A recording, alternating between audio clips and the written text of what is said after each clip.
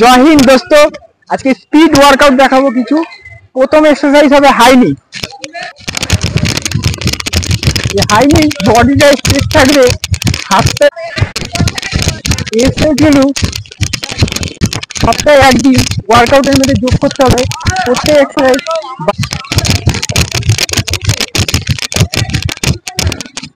Jump, এই এক্সারসাইজগুলো পাটা সোজা থাকবে, হাঁটু যেন ভাঁজ না হয়।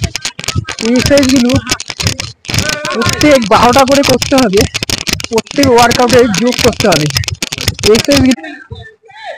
থার্ড এক্সারসাইজ হলো লেগ রাইজ কিপ।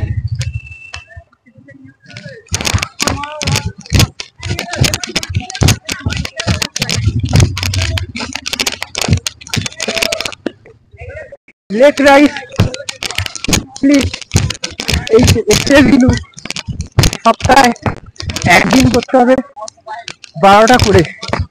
পাটা যাতে সিধা থাকে এবং বডি মুভমেন্ট স্ট্রেট থাকে। ফোর্থ এক্সারসাইজ হলো অল্টারনেট ফ্রন্ট হ্যান্ড টাচ।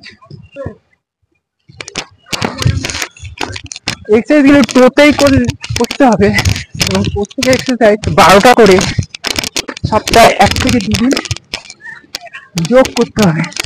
এই এক্সারসাইজ করলে স্ট্রেচিং খুলবে এবং পা মজবুত হবে, রানিংয়ে অনেক সুবিধা হবে।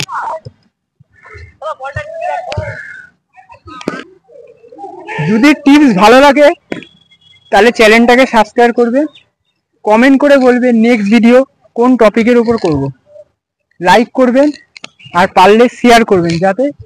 জয় হিন্দ দোস্ত।